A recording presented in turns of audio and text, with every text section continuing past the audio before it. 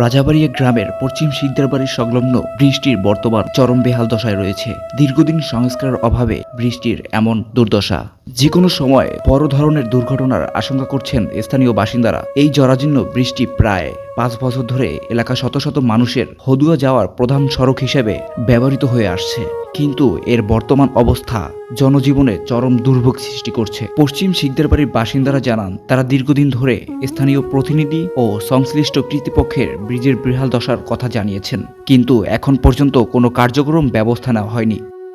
খুব ভয়াবহ অবস্থা, এখন একেবারে ভয়াবহ অবস্থা হয়েছে। বৃষ্টির দিন আসলে কেউ পারাপার হতে পারছে না, কারণ এটা পিছিল হয়ে থাকে। কোনো মুরব্বীরা এখান থেকে যাতায়াত করতে পারছে না। আর হদুয়া সড়ক, এটা হদুয়া বাজার যাওয়ার অন্য কোনো রাস্তা নেই, কারণে এইটা দিয়ে সবার যাতায়াত করতে হয়। সরকারের কাছে আবেদন এইটা জানি তাড়াতাড়ি করিয়ে দেয়, একটু পাড়া দিতে আমাকে ভয় লাগে। আর ভাই আছে একটি, ও মাদ্রাসায় পরে যখন মাদ্রাসায় যায় তখন এখান থেকে একবার পড়ে গেছিলো, ওর হাতও ভাঙছিল। কিন্তু এখন আমাদের এটা সরকারের কাছে বিনীত আবেদন, খুবই শীঘ্রই প্রতিরোধ করা দেয় এবং এটা আমাদের ঠিক করে দেওয়া উচিত। এবং এটা যদি আমাদের ঠিক করে না দেয় তাহলে আমাদের স্কুল যাতায়াত করতে খুব কষ্ট হবে। অবিলম্বে এই বৃষ্টি মেরামত বা পুনর্নির্মাণের উদ্যোগ না নেওয়া হলে তবে যে কোনো সময়ে ঘটে যেতে পারে বড় ধরনের দুর্ঘটনা।